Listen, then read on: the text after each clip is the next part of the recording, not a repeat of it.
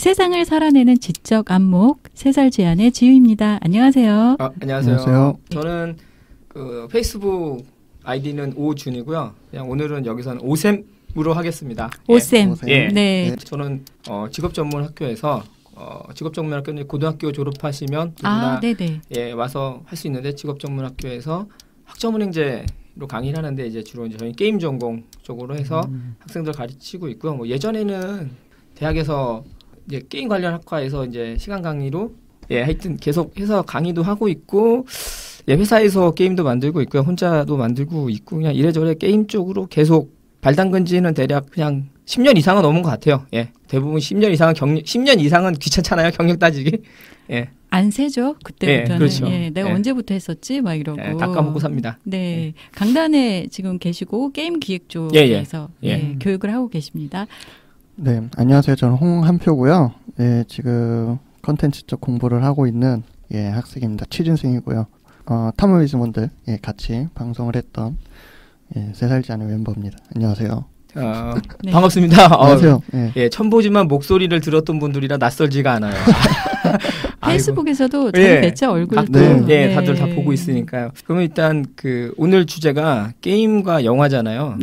컨텐츠는 다들 비슷하다고 생각을 하는데 굳이 얘기하면 게임, 영화인데 사실 드라마까지도 넣어줄 수가 있죠.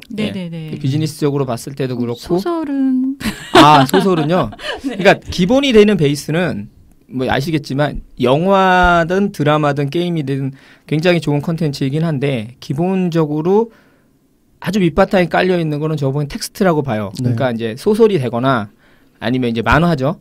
그러니까 우리가 다 알겠지만 일본의 경우는 뭐 예전에는 만화를 원작으로 해서 애니메이션도 만들고 드라마도 만들었는데 최근에는 이제 뭐 나이트 노벨이라고 해서 나노벨이 먼저 나온 다음에 이제 다음 스텝을 밟기도 하고요. 그리고 미국도 마찬가지잖아요. 최근에 미국에서 좀 뜨는 영화들 대부분 드라마들 보면 다 드라마 만화죠. 만화가 원작인 것들이 많아요. 그러니까 실제로 보면 가장 기본적인 거는 만화랑 그다음에 소설 같은 건데 그래서 이제 요거는 있어요. 그러니까 뭐가 있냐면 저는 뭐 사실 미국 만화 시장은 잘 모르겠지만 한국이나 일본 만화 시장을 봤을 때 이제 일본도 그렇고 우리나라도 그렇고 만화 시장에서 제일 중요하게 생각하는 게 잡지거든요.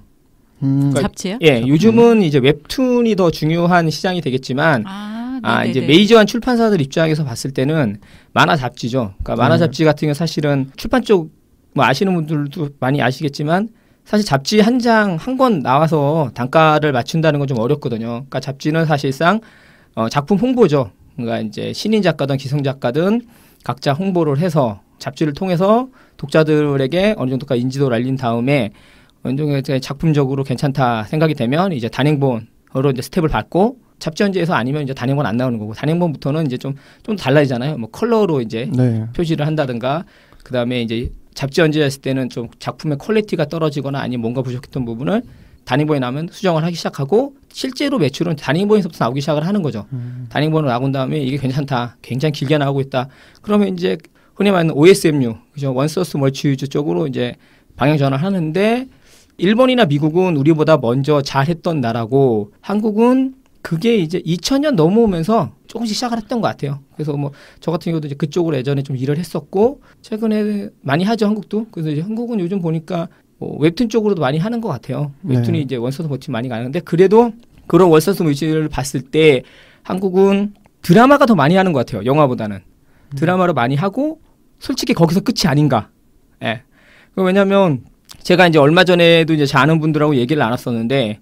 일본 같은 경우든 그런 식으로 하나 성공이 되면 굉장히 파이가 커지면 그걸로 다 거의 모든 걸 다 나오거든요. 그러니까 뭐 영화 드라마부터 시작을 해서 뭐 캐릭터 왕구 나오고 옷도 나오고 뭐 여러 가지가 많은데 한국은 사실 그렇게까지는 안 가요.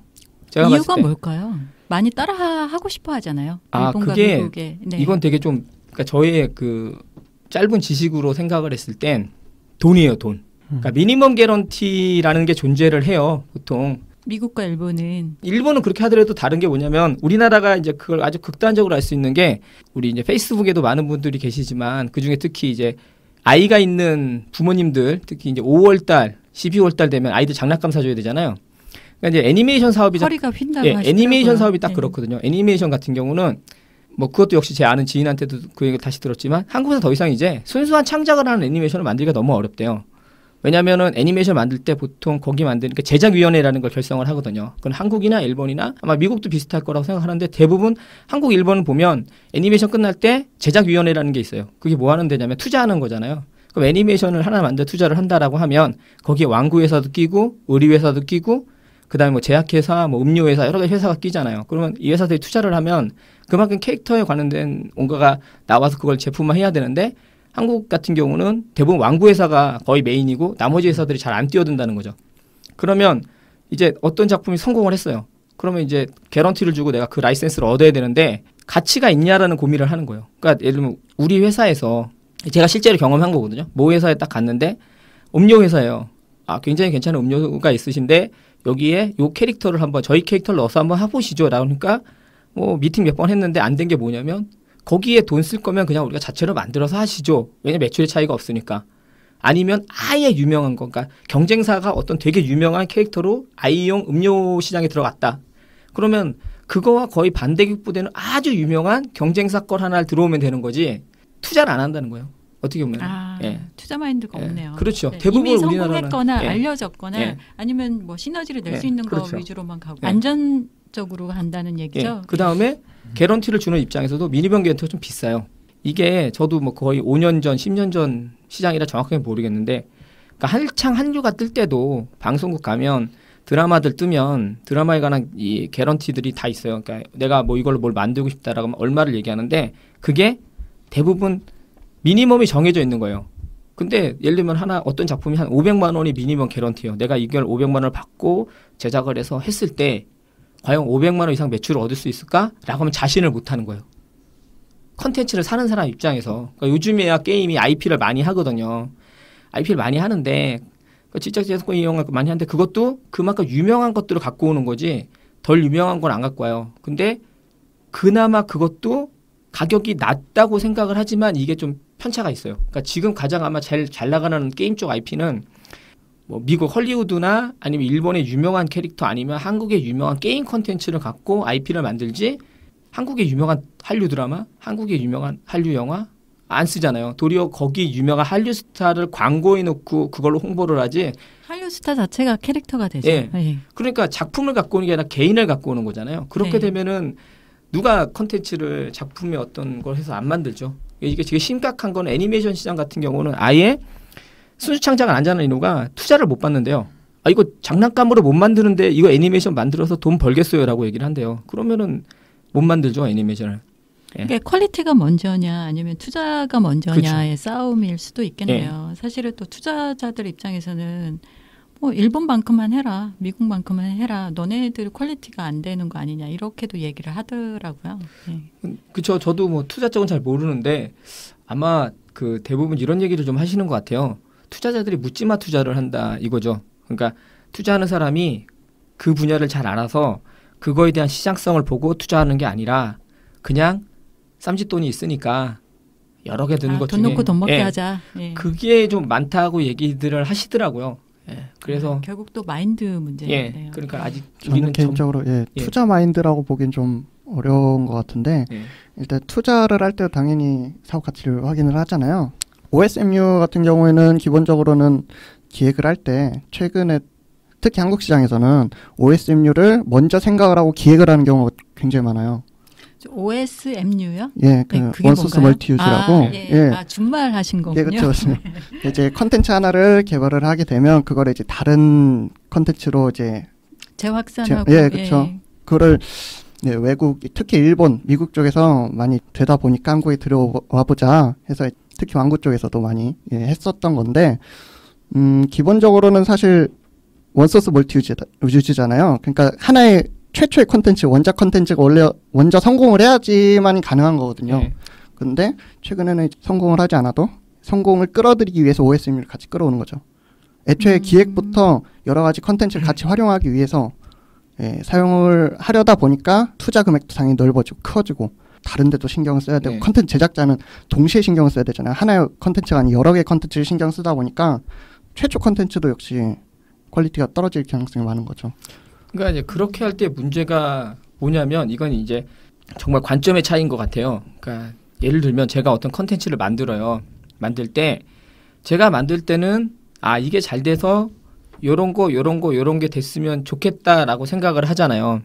근데 만약에 그렇게까지 만든다고 치면 그러니까 장난감이 딱 그거거든요. 터닝 메카드 같은 그런 장난감들 있잖아요. 그거는 처음부터 애니메이션을 만들 때 완구를 염두에 두고 시나리오를 쓰고 완구를 염두에 두고 어떠한 그 작품 자체를 만드는 거거든요. 근데 보통은 그렇게까지는 하지 않아요. 그리고 만약에 그렇게 한다 해도 그거는 그러니까 이 캐릭터 상품이 정말 좋아서 이 캐릭터 상품이 붙어 있는 걸 다른 누군가가 다른 상품이라도 산다는 게 원래 저는 맞다고 생각하거든요. 그러니까 뭐냐면 그러니까 되게 뜬금없는 건데 예를 들면 뭐 지금 번뜩 생각나는 건데 야채요. 채소예요. 채소. 당근, 무 뭐 이런 걸 갖고 어떤 캐릭터를 만들었어요. 그러면 당연히 제일 먼저 이거에 관해서 관심이 있을 것 같은 곳은 어디냐면 당연히 야채 시장이잖아요.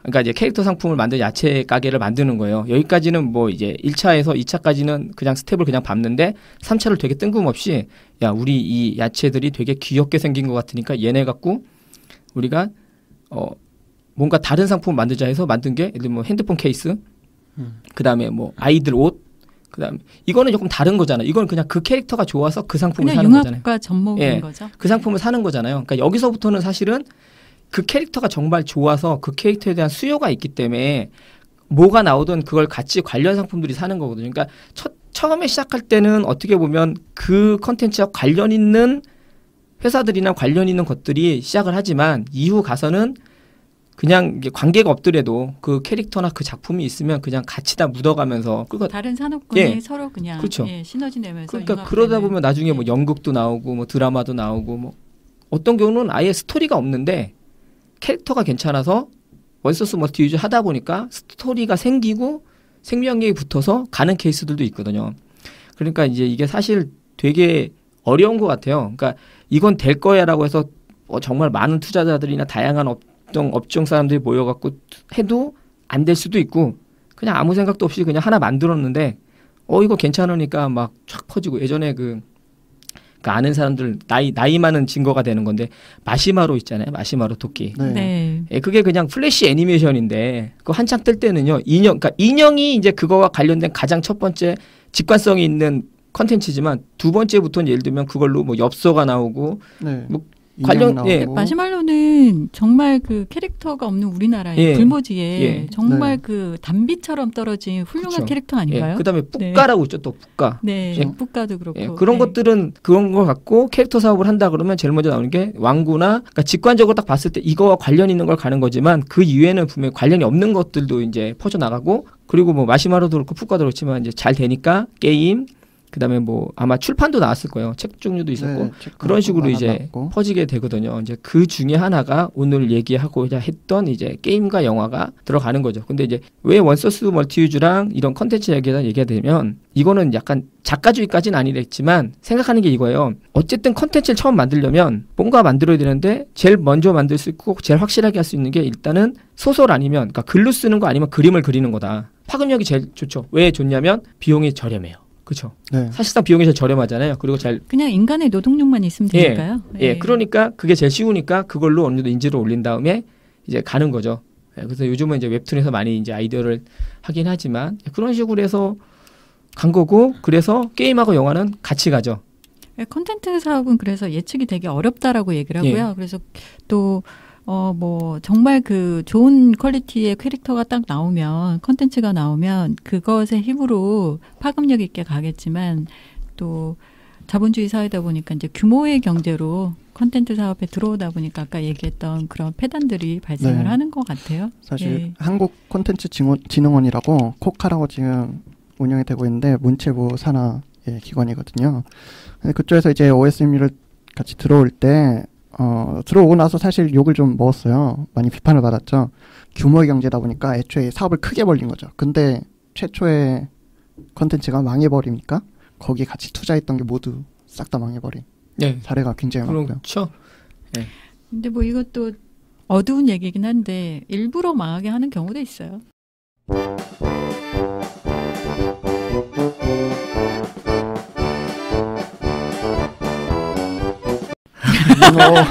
밝은 얘기 해야 돼요. 밝은 네, 얘기. 밝은 얘기도 넘어가겠습니다. 굉장히 좀 너무 저희는 콘텐츠 산업 종사자이기 때문에 너무 산업 관련된 얘기만 하면 사실 재미가 없잖아요. 에피소드가 없으니까 재밌는 얘기로. 그래서 사실 제가 준비했던 거 지윤님한테 되게 많은 자료를 줬는데 게임하고 영화는 같이 가요. 네, 제가 다 소화도 못했어요. 게임하고 영화 같이 가는데 이제 두 개가 차이가 사실은 그러니까 비슷한 점과 차이가 있고 그러다 보니까 이제 뭐 예술에 대한 영역까지도 이야기들 많이 하시거든요. 게임은 예술이다 아니다. 이건 이제 뭐 나중에 시간이 되면 뭐 갑론을박할 주제이긴 한데 저는 그렇게 생각을 해요. 이제 게임이라고 우리가 보통 얘기를 하잖아요. 근데 앞에 이제 단어가 빠진 거죠. 뭐가 빠졌냐면 그러니까 우리가 알고 있는 게임은 사실 다 디지털이잖아요. 네.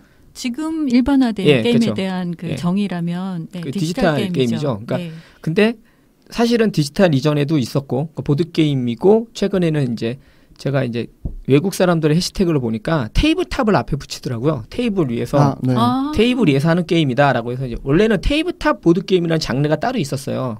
이 단어 너무 트렌디한데요. 네. 그 장르가 있었는데 요즘은 그냥 다 보드 게임을 약간은 이제 그들도 헷갈리는 거죠. 이제 그들도 정의를 하기 위해서 하는 건지 모르지만 그런 식으로 해요. 그러면 저는 보드 게임 옛날에 이제 연애 한참 하던 시절에 그게 그 데이트 장소였거든요. 보드 게임이. 저는 게임하면서 연애를 안 해서 보드 게임 방이라고 흥행을 했었습니다. 지금도 아주 많이 남아 있고요. 아 그런가요? 많이는 아니고 이제 연애를 안 한 지 오래돼서 다시 요즘 부흥이 되고 있는데. 제가 뭐 아주 잘하는 건 아니지만 예전에 조금 좋아했던 거라 뭐 그렇긴 합니다. 하여튼 간에 그 게임은 그러면 뭐가 있냐면 디지털한 게임을 예를 들었을 때요. 요즘에 한 트렌드까지 관련을 해서 하면 그러니까 예전에 게임은 끝이 있었어요. 기승전결이 있는 거죠. 대부분은 아니래도 어떤 게임이든 거의 일반적으로 대부분은 보통은 있어요. 흔히 이제 뭐 스탠드 얼론이나 아니면 뭐 콘솔 게임이라고 부르는 이제 심화해서 이제 비디오 게임이죠. 혹여나 뭐 어린 학생들도 들을 수 있거든요. 저희 방송 간단한 정의 좀 콘솔이나 그러니까 뭐 보통은 이제 게임을 나눌 때 하드웨어죠. 기기를 따라서 나누는 장르로 구별할 수 있고요. 그 다음에는 이제 게임 자체를 보고 이제 소프트웨어하게 이제 구별하는데 이제 기기를 보고는 내가 어떤 기기로 하느냐. 그러니까 뭐 내가 온라인이다. 컴퓨터로 하는데 온라인 게임은 온라인 게임. 내가 게임기로 한다. 그럼 보통 콘솔 혹은 비디오 게임이라고 얘기를 하고 오락실에서 게임을 한다. 그건 이제 아케이드 게임이라고 보통 이제 부르고요. 그다음에 이제 장르적인 부분은 사실은 장르 구분은 제가 보기엔 만드는 사람이 장르를 만들기 나름이에요. 그리고 그 게임 보고 흔히 말해서 평론하는 사람, 그 게임을 누군가에게 소개하는 사람, 그다음에 그 게임을 팔려는 사람이 장르를 만들었다고 생각을 하거든요. 왜 그렇게 됐냐면 결국 장르라는 거는 결국엔 합쳐지게 돼 있어요. 우리 영화 같은 거 볼 때 앞에 장르 구분 대다수가 뭐 오락, 드라마, 폭력 뭐 이렇게 돼 있잖아요. 또 이제 설명하는 광고 배급사가 주로 보통 붙이잖아요. 그러니까 저도 10대 때는 몰랐어요, 그거를. 20대 때도 몰랐는데 내가 이 일을 하면서 알게 된 거예요. 아니 왜? 저는 이제 알았습니다. 그렇죠. 그러니까 예를 들면 이거예요. 그러니까 제일 좀 장르가 애매한 것들이 액션 게임이라는 게 있어요. 그건 이제 플레이어가 막 움직여요. 점프도 하고 막 달리기도 하고 그러거든요. 근데 액션 슈팅이 있어요. 플레이어가 총을 쏘기 시작하면은 뭐가 발사되게 하면 슈팅이에요. 근데 액션 슈팅이죠. 근데 비행 슈팅이라는 게 있어요. 이거는 플레이어가 비행기를 1942 그런 거죠. 비행 슈팅이 되는 거죠. 그러니까 잘 생각해 보면 그냥 별거 아닌 것 같은데 딱 보고 느껴지는 것도 있겠지만 이게 누군가가 만든 거죠. 실제로 누군가 만든 것도 있어요. 제가 아는 되게 좋아하는 게임 개발자인데요. 흔히 뭐 많은 분들이 알고 계실 거예요. 게임 좋아하시면요. 코지마라는 제작자가 있어요. 메탈 기어로 되게 유명한 사람인데요. 이 사람은 메탈 계열이요? 메탈 기어. 메탈 기어라는 이제 일본 게임이 있습니다. 이제 이 사람이 되게 만든 유명한 게임들이 몇 개가 있는데 폴리스 너츠라는 게임이 있거든요. 그 게임이 장르가요. 시네마틱 어드벤처예요. 경찰 땅콩인가요? 아니요. 그건 아니고요. 그게 어떻게 된 거냐면 그 우주 비행사가 영어로 뭐죠? 에스트로노츠잖아요. 그거랑 죄송합니다. 그거랑 경찰이 합쳐진 거예요. 그러니까 배경은 뭐냐면 2000XX년에 그 5명의 약간은 그러니까 미국스럽긴 한데 그러니까 일본인, 미국인, 뭐 러시아인, 흑인, 백인 뭐 이러고 5명의 경찰들이 우주로 갔어요. 우주로 가서 이제 우주 시대가 됐으니까 그 사람들 상징적으로 경찰이 됐는데 그들을 이제 폴리스 너츠라고 부른 거죠. 얘기는 그렇게 돼요. 얘기는 시작하는데 영상이 없어서 못 보여드리지만, 그러니까 원래 그 코지마가 영화를 되게 좋아했던 사람이고 아마 영화 지망생이었을 거예요. 감독 지망생이라서 폴리스너츠는 딱 보면 리셀 웨폰이에요. 그러니까 주인공이 멜 깁슨 발음을 너무 굴리신 거 아닌가요? 네. 죄송해요. 저 잠깐 굳었습니다. 러셀 웨폰 해야지 네. 알아듣는데. 저희는 러셀인데. 죄송합니다. 예, 일단 딱 그런 느낌이 나거든요. 그리고 그 내용은 되게 암울한 내용이긴 한데 그 다음에 이제 처음 시작을 하면 영화처럼 나오고 그 다음에 거의 오프닝 끝날 때 되면 영화 게임 캐릭터들을 배우처럼 이름과 그 성우 이름이 나와요. 성우 이름이 나오면서 이렇게 스크롤이 쫙 되거든요. 이렇게 출연진들이 쫙 나오면서 화면이 전개가 돼요. 그러니까 게임 대부분은 아주 간단한 게임인데 중요 장면은 전부 애니메이션이거든요. 그래서 이 사람 자체가 장르를 시네마틱 어드벤처라고 장르를 만들어 버렸어요. 이후에 그 장르는 없어요. 와, 근데 말이 너무 네. 때깔이 나는데요. 네. 네. 그리고 그 다음에 또 그 사람이 만든 게임이 이제 잠입 액션, 그러니까 그 메탈 기어가 잠입 액션이거든요. 근데 그 게임도 1편과 2편 퓨지를 보면 누가 나오냐면 어디서 많이 약간 람보스럽게 생겼고 영화 그 다음에 또 어디선가 많이 본 영화 배우 같이 생긴 캐릭터들이 표지에 있어요. 그러니까 이 사람은 처음부터 게임을 만들 때 자기가 좋아했던 영화적인 어떤 연출을 최대한 넣으려고 그 다음에 그 사람이 만든 거 이제 스네처라는 게임도 있거든요. 그것도 좀 그거는 이제 사이버펑크예요 완전히. 근데 그걸 보고 있으면 뭘 보냐면 오프닝이 저기 사이버펑크 얘기 끝나시면 설명 좀 해주세요. 예. 네. 아 저도 전문가는 아닌데 일단 설명을 해드릴게요. 그래서 어떤 느낌이냐면 브레이드 러너 있죠. 네. 네네. 그 느낌하고 똑같아요. 영화의 그 게임의 초반부와 어느 정도까지 전개가 되게 흡사하거든요. 그러니까 이 사람은 처음부터 그 의도한 느낌이 좀 있어요. 그 사람의 작품을 보면 아, 이 사람이 되게 영화를 되게 좋아하거나 영화에 관심이 있어서 게임 안에 캐릭터라든가 배경이라든가 어떤 느낌에 있어서 영화적인 느낌. 그러니까 아예 모르는 사람이 보면 모르겠지만 아는 사람이 보면 알 수 있게. 거기에 그 이제 나중에 메탈 기어 솔리드라는 게임이 나오거든요. 네. 거기는 그 사람이 과거에 만들었던 게임들이 등장을 해요. 그러니까 어떻게 등장을 하냐면 그 메탈 기어 솔리드에 나오는 캐릭터 중 한 명이 오타콘인데 이 친구가 이제 좋아하는 어떤 작품처럼 이제 브로마이드 화면에 그 사람이 만든 게임 있다든가 아니면 얘기 중에 잠깐 언급이 된다든가 식으로 약간의 개연성 오마주. 예, 그렇죠. 그런 네. 식으로도 만들어요. 그러니까 아예 처음부터 의도를 한 거죠, 이 사람은. 예, 뭐 사이버펑크 스팀펑크는 혹시 아시나요? 스팀펑크? 전기기관차가 네. 스팀펑크고. 뭐 스팀펑크부터 그럼 예. 스팀펑크라고 이제 증기기관이 막 발전됐을 시절에 사용됐던 기계들 있잖아요. 증기기관차를 비롯한 증기를 사용한 파이프가 막 연결돼 증기가 있고. 원동력이 되는. 그렇죠. 네네. 파이프가 막 연결돼 있고 그런 게 상상이 되시잖아요. 네. 그러면 그거를 이제 다른 형식으로 발전시키는 거죠. 예술 작품을 만든다든가. 그러니까 하나의 장르의 어떤 오토바이를 만든다고 하더라도 매끈하게 때깔 곱게 증기의 모양을 같이 본따서 만들 수도 있고요. 그러니까 그 시대의 그 산업의 원동력이 된 컨셉을 가지고 바리에이션해서 컨텐츠를 만든 게 스팀펑크인가요? 네, 그렇죠. 그거를 이제 사이버펑크로 전환을 시키면 사이버 시대의 이제 막 그 사이버가 분위기? PC통신으로 생각하면 되나요? 근데 만약에 그렇게 얘기하면 스네처는 사이버펑크보다는 그냥 미래 세계를 배경으로 한 일 거예요. 그러니까 브레이드 러너랑 되게 세계관이 좀 딱 봤을 때 느낌이 비슷해요. 그럼 디스토피아로. 예, 그렇죠. 그래서 거기 나중에 보면은 이제 거기 이제 사람의 피부를 하고 있는, 그러니까 사이버거들인데, 안드로이드? 예, 안드로이드죠. 사이버거들인데 이제 사람의 피부처럼 하고 있어요. 걔네들이 이제 사이버펑크는 그러면은 로봇 예, 시대를 얘기하는 로봇이 막 그러니까 개발된 로봇들이 많이 나오죠. 로봇 깡통처럼 생긴 예. 게 막 나오고. 그게 한때 되게 유행해서 일본에서 되게 그런 장르가 유행을 했었어요. 애니메이션들을 보면 약간 미래인데 뭐 2000 몇 년 근데 막 약간 뭐 고도의 과학 문명 이러는데 되게 암울하죠. 왜 암울하면 뭐 빈부의 차이 이런 것도 있지만 거기 보면은 다 뭐 기계들이 사람과 뭐 분쟁을 인간성이 일으키는 만살되어 있고 뭐 그런 네. 쪽으로 해서 이제 많이들 오히려 지배당하고 예. 네.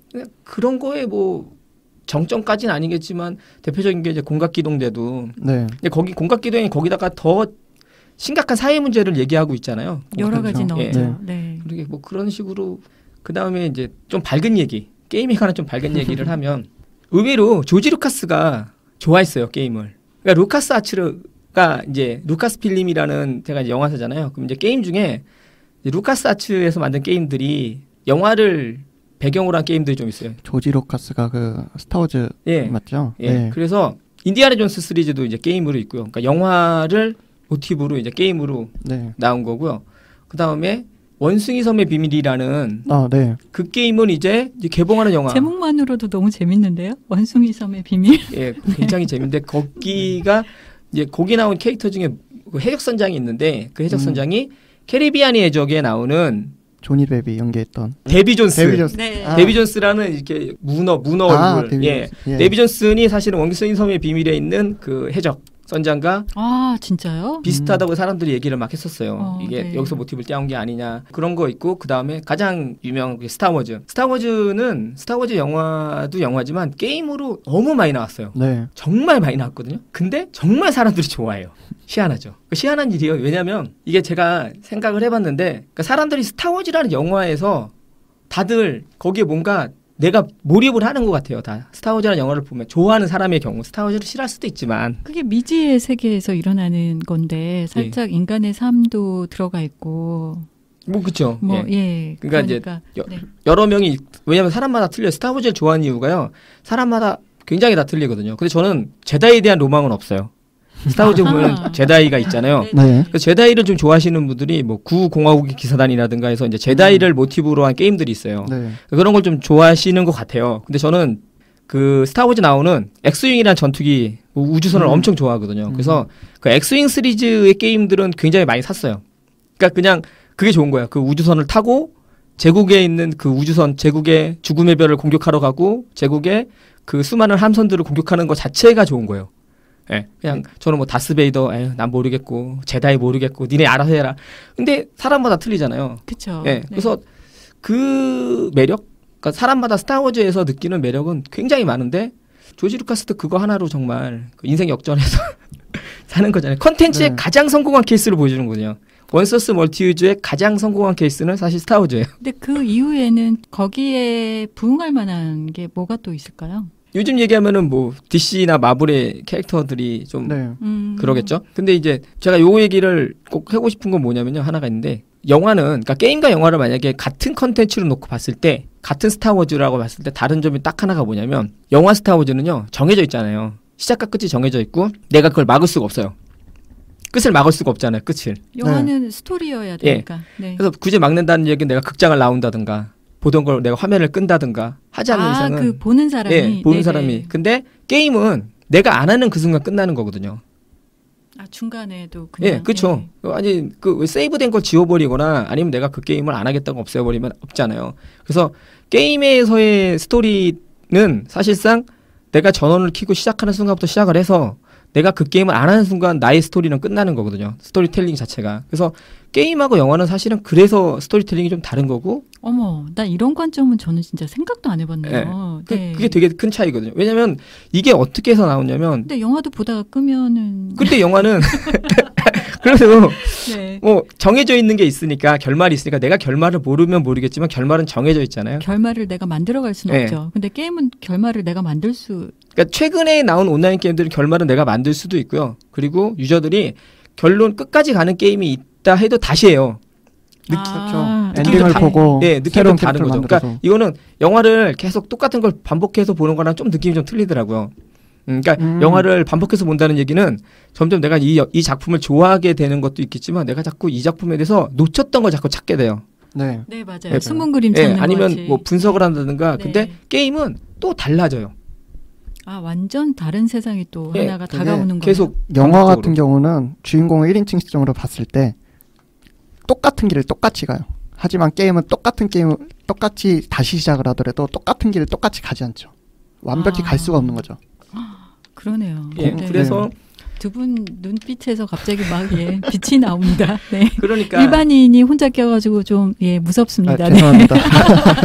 그러니까 그런 차이가 있어서 게임하고 영화는 좀 극명하게 좀 어떤 컨텐츠 자체에 틀린 게 있고 그 다음에 게임이 예술이냐 아니냐는 사실은 만드는 사람이나 하는 사람이나 그 다음에 이제 보는 사람에 따라 틀릴 거라 이제 그 얘기는 좀 게임이 예술이냐라는 게 화두가 되고 있나요? 그렇죠. 이게 뭐 정책적으로 정책 때문에도 그런 것도 있고요. 그러니까 뭐 이게 산업적으로 그런 것도 있고 그 다음에 뭐 법적인 것도 있고 여러 가지들. 그러니까 결국엔 게임에 대해서 기본적으로 너무 안 좋은 시선들이 있으니까 그 시선을 좀 개선할 수 있는 방법 중 하나라고 생각한 것이지 않을까 생각 좀 해봐요. 그러니까 예술이라면 좀 있어 보이잖아요. 예술가? 그게 왜냐하면 예술로 승화시켜야지 이게 약간 책임 소재가 생기는데 사람들 인생이나 정신에 많은 영향을 주는 게 컨텐츠잖아요. 근데 거기에 가장 크게 지금 많은 부분을 차지하기 시작한 게 게임이거든요. 그렇죠. 네, 그리고 사람이 뭔가를 즐길 때 취미라는 게 다 중독성이 있잖아요. 네. 중독성이 없는 취미가 어디 있어요. 그죠? 네. 네.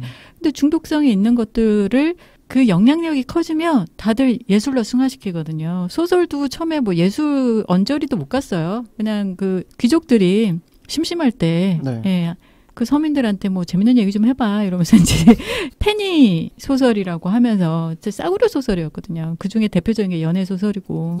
근데 이제 이게 위상이 달라졌죠. 소설의 위상이 지금 현재는 문학 작품으로 얘기되고 있잖아요. 물론 거기에서도 수준을 나누지만 게임이 지금 그 반열에 와서 그런 게 아닌가 싶거든요. 그렇게 비교를 하자면 과거 교황청이 동했을 시대 다빈치라든가 미켈란젤로 같은 화가들도 사실 돈을 받기 위해서 그림을 그렸던 경우가 많거든요. 그쪽으로 내 초상화 좀 그려봐 뭐 이런 거였다가 이게 이제 예술의 반열로 올라오기 시작을 한 거니까. 지금 와서야 이제 이거 예술이다. 반고도 그랬고요. 오쌤은 약간 예술이라는 거에 대해서 별로 안 좋게 생각하시는 건가요? 게임이 무슨 예술이야? 뭐 이런. 그러니까 그게 되게 재밌는 게 지금 두 개를 얘기하셨잖아요. 그러니까 두 가지를 얘기하셨어요. 아까 소설을 얘기하셨죠? 텍스트잖아요. 그렇죠? 텍스트라고 하면은 제가 뭐 지식이 깊은 건 아니지만 예를 들면은 스토리텔링에서 디지털 스토리텔링의 아주 원료가 되는 게 하이퍼 텍스트거든요. 그러니까 이제 온라인상으로 이제 텍스트들이 댓글처럼 쭉 연결됐는데 그걸 하나로 뭉팅으로 하니까 이게 이야기가 있다라고 이제 그런 개념으로서 이제 스토리텔링, 디지털 스토리텔링이 뭐 거의 원료가 그런 거라고 하더라고요. 그다음에 아까 이제 이미지잖아요. 그러니까 그림이나 조각 이런 것들 얘기를 하셨어요. 근데 이게 딱 보면 게임에 그게 딱 있잖아요. 영화도 그게 있지만 텍스트랑 그러니까 스토리랑 영상 그다음에 사운드가 들어가면 딱 맞죠. 영상이 그러니까 예술이 갖출 수 있는 조건을 딱 갖추고 있는데 문제는 이거예요. 그러면 예술은 사실 점 하나로도 점 하나 찍어도 예술이 되잖아요. 그죠? 근데 이제 예를 들면 게임의 경우는 뭐냐면 그래서 제가 아까 얘기했지만 우리가 알고 있는 지금 흔히 말해서 예술로 이야기하는 건 다 디지털 게임이에요. 재밌는 건. 그러니까 영화랑 비슷하니까. 보고 감동을 받고, 시각적으로나 아니면 내가, 그러니까 보통 대부분 시각이 감동을 받겠죠? 감동을 받아서 있어요. 반대 얘기를 하자면, 술래잡기를 해요. 술래잡기도 디테일하게 룰을 만들고 규칙을 만들면 게임이 될 수 있거든요. 사실 술래잡기 자체가 게임이니까. 그러면 술래잡기가 원래 게임. 그죠. 놀이잖아요. 놀이인데 규칙이 있으니까 게임이 되는 거죠. 그러니까 놀이라고 이제. 규칙이 있다 없다가 단순 놀이에서 게임하고의 차별화가 그게 되는 왜냐면 거죠. 뭐 저는 전문은 아니지만 예를 뭐 교육 심리라든가 뭐 심리학이라든가 교육학에서 놀이를 얘기를 많이들 해요. 하시는데 그렇게 하시다 보니까 이제 게임에 관심이 계셔서 이제 게임과 놀이를 뭔가 하시려고도 하거든요. 그러니까 결국 사람의 원초적인 걸 생각하는 거잖아요. 그러면 내가 육체적으로 노는 것, 그러니까 게임이든 놀이든, 그럼 얘를 예술이라고 할 수 있느냐? 예술의 상황까지 갈 수 있느냐? 얘부터 생각을 해야 된다고 저는 생각하거든요. 아니면 아예 기술적으로, 그러니까 왜냐하면 아트에 대해서 사람들이 이제 얘기를 하는 거거든요. 물론 아트가 예술을 의미하지만 아트는 기술도 있잖아요. 그게 한번 오역이 돼서 아트가 예술로 한번 번역가가 오역하는 바람에 그러니까 왜냐면 기술적으로 이거 정말 괜찮아서 베스트야. 이건 정말 최고의 기술을 갖고 있으니까 이 사람을 우리가 인정해주고 그 사람의 창의에 대해서 창작에 대해서 인정해주자면 저는 상관이 없어요. 근데 이거를 보고 예술적이야 라고 하기에는 나눌 수 있는 게 게임은 그게 쉽지 않다는 거죠. 그러니까 그러면은 예술이 될 수 있는 조건을 만들어서 이 조건에 들어가면 예술이고 이건 예술이 아니다. 뭔가 흔히 말해서 뭐 상업적일 거냐, 비상업적이냐, 뭐 이런 거부터 해서 하기 때문에 단순히 게임이 예술이에요라고 그냥 단언하기에는 좀 어렵지 않을까라는 생각을 하는 거예요. 이게 저희 미학부터 다시 설명을 해야 될 것 같은데. 근데 사실 워크래프트 같은 경우는 저는 미학적으로도 훌륭하다고 생각하거든요. 그러니까 월드 오브 워크래프트는 미학적으로 뛰어나다고 생각하는 게 뭐 제가 10여 년이 전에 제가 뭐 마케팅을 해서 그럴 수도 있는데 관여도가 깊어서 근데 정말 훌륭한 작품이라고 저는 생각을 했거든요. 근데 스타크래프트는 미학적으로는 뭐 미학이 있다라고 얘기는 할 수는 없는 거잖아요. 이거야말로 약간 기계적인 전략 시뮬레이션 게임이라서. 근데 사실은 저 같은 경우는 예술적이다 아니다를 판단은 아까 장르들 말씀하셨듯이 그것도 이제 하는 사람에 따라 혹은 비평가에 따라서 그렇게 붙는 거라고 생각을 해요. 뭐 이게 사실 이 게임이 혹은 영화가 이거 예술적이야 라고 누군가 말했을 때 그걸 공감해주는 사람이 있어야 되잖아요. 같은 느낌을 받고.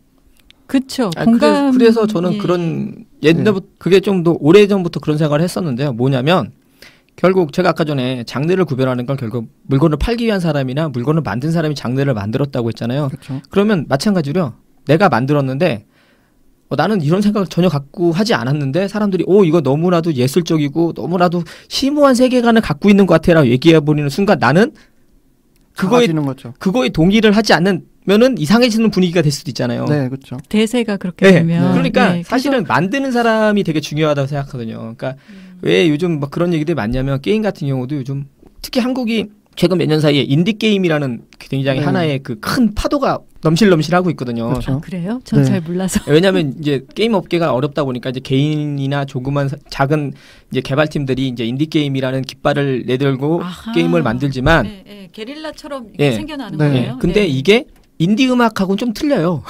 좀 같은 개념으로 생각했는데. 왜냐하면 인디라고 해도 외국 쪽을 보면요. 굉장히 수준이 엄청 높은데 자기들이 인디라고 얘기를 해요. 우리는 잘났는데 나 스스로 그냥 내가 인디야. 그러니까 이거는 약간 허세인 거잖아요. 그렇죠. 그러니까 이제 근데 우리나라는 진짜 인디인 건가요? 우리도 어려워요. 그러니까 그게 어려워요. 뭐 이제 음악계에서 흔히 하는 얘기로 인디와 언더그라운드를 구별을 해야 된다라고 항상 얘기를 해요. 뭐 인디 밴드 흔히 한국에서 지금 활동하는 인디 밴드들 보면 방송에만 안 나올 뿐 광고 홍보 다 하고 뭐 할 수 있는 거 다 하거든요. 일반 가수처럼. 인디라는 개념 자체는 원래 자체 제작을 해서 자체 배포를 하는 그런 의미인데 지금 한국에서 인디 밴드를 사용했을 때 그 인디에 대한 단어의 의미는 언더그라운드에 가까운 거죠. 그러니까 방송에 나오지 않는 대중적이지 않다. 그렇죠. 비대중적. 한국도 인디가 약간 그런 것 같아요. 그러니까 정말로 인디 하신 분들도 계시고 직접 혼자 마케팅도 하시고 홍보도 하시고 게임도 만드시고. 저 인디 방송 중이잖아요. 제가 지금. 그렇죠. 근데 그런 분도 계시고 어느 정도까지 규모가 있고 하지만 이제 인디를 표방한다라고 해서 이제 인디를 하시는 분이니까 이게 되게 어려운 거예요. 그래서 저는 우리나라가 지금 여러 가지로 다 그런 쪽인 것 같아요. 다 뭐든지 쉽게 이거를 함부로 막 얘기하고 하기에는 뭔가 정치적이고 총알바지 되겠네요. 뭔가 좀 그런 게 있죠. 뭔가 좀 이렇게 그러니까 뭐 기관과 관련 있는 것 같고 여러 가지 복잡한 상황이라 그냥 각자 그냥 자기 알아서 자기 쪽에 자기 파일을 갖고 키워 나가면서 가야 되지 않을까. 왜냐하면 의외로 언저리 거친 사람들이 많더라고요. 저도 이것저것 언저리 많이 거쳐놓고 살거든요. 언저리 거친 사람들이 좀 어렵죠 요즘. 네. 그런 것 같아요. 근데 요즘은 더 나아갈 방향은 언저리 하는 사람들이 많아져야 된다라고 저는 좀 개인적으로는 생각은 하고요. 언저리도 근데 어떻게 하느냐가 중요할 것 같아요. 그렇지만 컨텐츠에서도 항상 얘기하는 게 이제 융합 이런 걸 얘기를 하거든요. 다른 어떤 두 개 뭐라 그럴까요? 완전 상반된 것들을 가져다가 그렇죠. 같이 섞는 그건데 기본적으로는 일단 그 두 가지 모두 이해를 할 수 있어야 되는 거죠. 그게 제일 중요한 것 같아요. 근데 그거를 이해하지 못하고 그냥 융합하겠다고 하시는 분도 꽤 봤거든요. 그럼 당연히 망하는 거죠. 근데 이제 포스트잇에 이시 만들어진 계기가 의외의 융합에 의해서 발견이 된 거잖아요. 그런 식으로 생각하면 세상에 뭐 쓸모없는 행동은 없다고 조금 너무 일반화시켰나요? 근데 죄송합니다. 우리 방송이 뭐 많은 분들이 볼지 안 볼지 많이 들으실지 안 들으실지 잘 모르겠지만 융합 얘기하셨는데 융합 이꼬르 창조경제잖아요. 왜냐면 지금은 방송 나가도 되지 않나요? 정권 바뀌었는데. 네, 그러죠. 네. 그러니까 창조경제에서 가장 많이 얘기했던 게 융합이거든요. 융합을 얘기하면서 특히 대학 같은 경우는 이제 그러면서 이제 막 그 학과들이 통폐합되고 막 희한하게 막 만들어지고 하는 게 다 융합이거든요. 그래서 실제로 많아요. 융합 컨텐츠 학과가 많거든요. 뭐 대학이든 대학원이든 많은데 막상 가서 보면 학생들도 사실 잘 모르고요. 교수도 잘 모르고. 그죠. 물론 이제 좀 엉망이고. 그러니까 그 때문에 이제 이 융합 어렵죠. 잘 함부로 하면 안 되고 그냥 본인이 잘 하는 거를 계속 가는 게 제일 좋은 것 같아요. 하나로 공감합니다. 저는 적어도 하나는 주 기술로 가되 이제 다른 부분을 끌어들여야 한다고 보거든요. 두 개를 동시에 다 잘 필요 없고 어차피 융합이란 거는 타인과 협조를 구해야 되는 거기 때문에 이게 또 그러면은 되게 전통적으로 올드한 얘기인데 하나 잘하면 나머지 그냥 딸려온다. 그죠? 그렇죠. 그렇죠. 근데 그게 아닌 경우가 있었어요. 게임 영화에서는 아닌 경우가